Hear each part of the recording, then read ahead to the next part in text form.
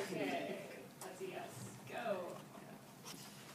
You know, nobody likes bad news, but the worst is the most unexpectedly tragic news. Let's go back about 3 years ago in October.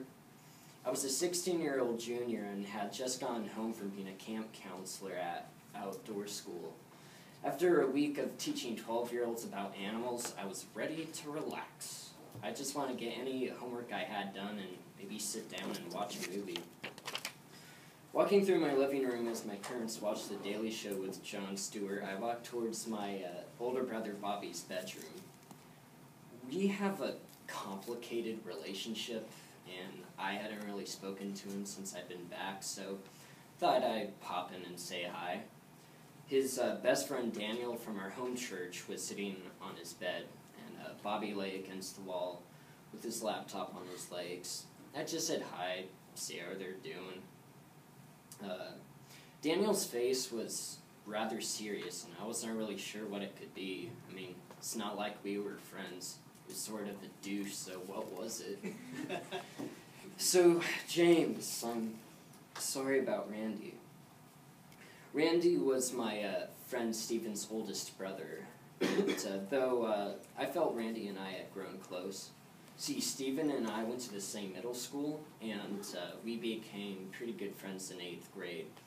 Though at that time, Randy was actually quite mean. He became a lot nicer when I started high school. I don't really like guessing games, so I just cut to the chase and asked, what about him? So apparently, Randy's friend Keith had been driving over 110 miles per hour on the Northeast Portland Highway at night.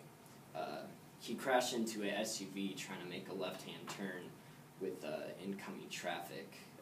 Keith, the driver, badly injured his neck, but Randy didn't make it. I wasn't really sure how to respond, so I immediately tried to think of the last time I saw Randy and realized it'd been a few months. I felt like there was something I could have done to prevent this from happening, even though I knew there wasn't. I was just in shock. I didn't want to believe it. I couldn't. I wouldn't, but I had to. It wouldn't bring him back. It's not like I could close, then open my eyes, and all of a sudden there he'd be. I'm not much of a crier. I'm not emotionless. It's just hard for me to cry. But in that moment, I couldn't stop. And in that moment, all the memories I had with Randy just came crashing into one big memory. A short film written and directed by myself composing inside of my head. And I debated about telling my folks. My mom didn't really like Randy because she taught him in the 6th grade, and according to her, he didn't do most of the work and he was disruptive. I felt like because he passed, she'd be more understanding. She couldn't be that heartless. Mom did look sad when I told him, but she didn't really say anything.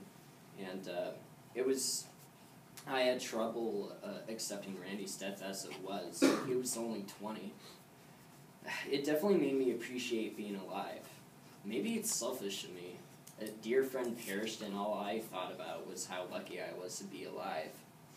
I thought of my strongest memory with Randy. I was 14 my sophomore year, and I'd been smoking a cigarette when he caught me in his backyard. He smacked it on my mouth and threw away the lighter and pack, and